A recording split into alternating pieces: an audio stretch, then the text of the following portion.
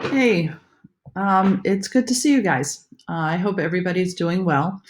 I wanted to go over how I would like to see you turn in your narratives, which are going to be due next week. In fact, check Google Classroom because there's going to be a whole bunch of instructions in there, including this video on what you need to do next. So if you look at your medieval market sites of encounter expectations, which everybody has a copy of, you'll notice that there are A through J, right here, A through J, number of things that you need to get done and include in your narrative. So what I've done is I've created an example narrative. I've actually taken it from one that I've had done before. And you'll notice that it is done correctly in Times New Roman, 12 point, and it's single spaced. So everyone should look like this. And I just want to read it to you and then go over what I expect to see you do when yours is done as well. So this is from a story from Cairo. So in the city of Cairo, there were two sisters named Shani and Nefret. Cairo was a city that was 18 miles long and 8 miles wide. It had a population of at least 500,000 people. Cairo was connected to the Mediterranean Sea, the Nile, and the Red Sea by a canal. It was not on the edges like Sicily or Guangzhou. The girls lived in funduks, went to madrasas, saw splendid mosques, and bought food at souks. They went to the madrasas to visit their siblings who were always learning. They traveled, seeing splendid mosques with people in them. They went to the souks regularly to trade and get food. Nefret always started the day by drinking water and waking up her sibling. Nefret started to cook eggs and bread. They ate in silence for a little bit, then started talking about what they would do for the day. They would eat until their stomachs were full, and they got dressed and went into their trading clothes. By nightfall, they traded their items, set down what they got in return, and ate some fish, bread, and drank some water. They talked until their eyes got droopy and went to bed. When they got up to set up their area in the souk, they grabbed their blankets, boxes, and their trade items. When they got to the souk, they would find an open area to set up. They would put display, they would, excuse me, they would set up their display boxes and then waited for the day to start. They would walk around to look at other items. When they would see something they liked, they would grab a chess set and ask politely to see if they could trade. They got to trade items not just locally, but from the east, west, south, and north. They received silk and porcelain from Guangzhou and gold from West Africa. They also got spices such as cloves, mace, nutmeg, cinnamon, salt, black pepper, and sugar from Southeast Asia. They saw many merchants from Southeast Asia, West Africa, Guangzhou, Sicily, and they saw a Muslim merchant. They traded and experienced the wonders they showed. There were many different religions in Cairo, like Christians, Jews, and Muslims. Nefret and Shani were Christians. Most people who lived in Cairo were Muslims. Since most people in Cairo are Muslims, they are still united by the belief in Islam, the knowledge of Arabic, and the Hajj. One of the 5 pillars for Islam is a pilgrimage or Hajj that Muslim people must travel to Mecca at least once in his or her lifetime, but only if he or she has enough money to make the trip. For entertainment, they would run around and play a game called tag. In tag, someone is it and chases the other player until they are tired. They also play a game called hide and seek. One person hides while the other one tries to find that person. They also grab sticks and draw patterns on the side of each stick. Then one person throws the stick and tries to get as many pattern side up sticks as possible. The person with the most wins. They also play chess when they are bored and tired. They got super tired after the games and go to bed.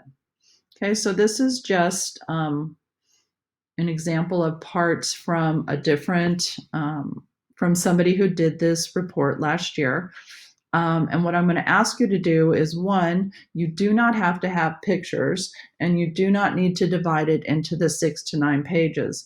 But what I would like you to do is in the comments, I'd like you to go back and for this particular one. So for the A question, you're going to notice that it says, what is your trade city like?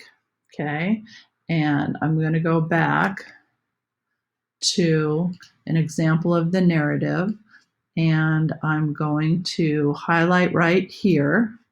And in the comments, I'm going to put A, because it was A. What is your trade city like? And that way, when I see that in your comments, I'm going to know that what you were thinking was that this was a description of your trade city. And this is your way of letting me know that you've answered all the questions that need to be answered. If we go back, whoops, keep missing that one. Sorry about that. If we go back here and we take the G, okay, and we go back here, okay, this was something that talked about the G point. Okay, what was your daily life like? And here's them talking about what they ate. So they would say, G, what is your daily life like? Okay, we could keep going down. And if you notice this particular section, hold on.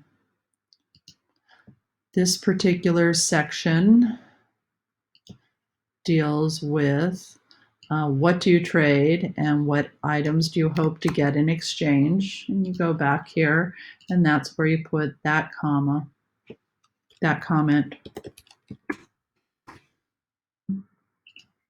So by going through all of this,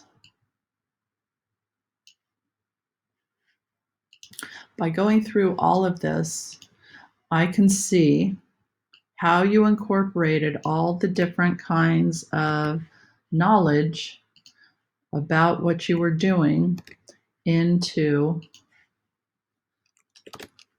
your narrative. So some of it's going to be story, and some of it is going to be informational. And that's what makes this specifically a historical narrative. Okay, it's fiction because these kids don't actually exist, but the time period and the things that are going on do exist. Okay, so I would go back through here and I would highlight all these things and I would put them in. And this way, you're letting me know that when you were writing this, this was the point of view, or this was the one of the A through G's that you thought were going to happen. Okay, that's what you believe them to be. So when I look at this, I'm going to know that you hit all the points, and then I can give you full credit for everything that you've done. Again, you're just going to write this whole narrative in 12-point single space Times New Roman, should go on for 2.5 to 3 pages. Okay, shouldn't be much. You shouldn't go past 3 pages. If you are, then you've got too much outside story and not enough of the facts going on. The other thing that I wanted to talk to you about today too is the poster project. And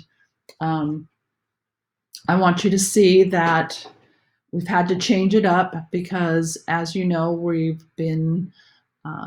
going to be out through at least May 4th. So it's going to be hard to turn things in if they're not digital. So this is how we're going to do this, okay, for the directions. And I'm going to push this particular paper out to you in classroom, and I'll actually give you this paper in classroom too, so that if you want to highlight them, you may, if you don't already have that paper. Okay, so the directions for the poster.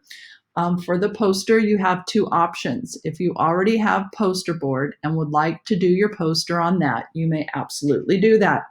So for those of you that have already started and you started putting together That's great, no problems. I'm going to ask you to take a picture of that and send it to me so that I can grade it. If you have not started on a piece of poster board, I will ask you to do it on a Google Doc. Either way, I'm going to send you a classroom assignment with a blank doc. You can either put your picture of your poster on the doc or you can do the project on that doc. Remember, here's what you need to do. So for the poster, remember that you need to choose something about your trade city, government, religion, architecture, something that what they accomplished there, some kind of economic part of the city, social structure, or anything else that you find interesting. So if you were out researching something and you thought you were going to do one thing, but you found something more interesting, absolutely go ahead and change it. You need to write 4 different paragraphs about the topic, and each paragraph should be 8 to 10 sentences. Each paragraph needs to have a picture to represent it. Again, originally I had told you that you could draw it. If you would like to do that and draw, you can certainly do that and then insert it into the doc, or you can simply find a picture in images and import that. You need to place those pictures and the paragraphs on the doc or the board in some kind of interesting design. If you want to add color or other designs to make it look more visually appealing, then absolutely go do it. That would be great. You need to use at least 2 additional sources besides the packets that I gave you in TCI. So you can't use the packet and you can't use TCI for the project. Okay, you can use them, but you have to use 2 additional ones as well. And make sure that you have a works cited page. Okay, you need to go back and use EasyBib or BibMe, and all the sites that you use to make those things, you need to put on the paper. So that's what I'm expecting. I will write down this information as well in Google Classroom, and we will have a meeting. We will have at least one meeting a day. So if you have questions or anything like that, you can definitely ask them. But if you email questions and they're questions that I've already answered either here or in Classroom, I'm going to ask you to please go back and check them there. I hope everybody is doing great. I miss you all. I wish we were in the classroom because this kind of stuff makes me just a little bit nervous. But I hope you're doing well. I hope you're taking care of your family. I hope everybody is getting along with their brothers and sisters. And I can't wait to see you in a meeting. Take care.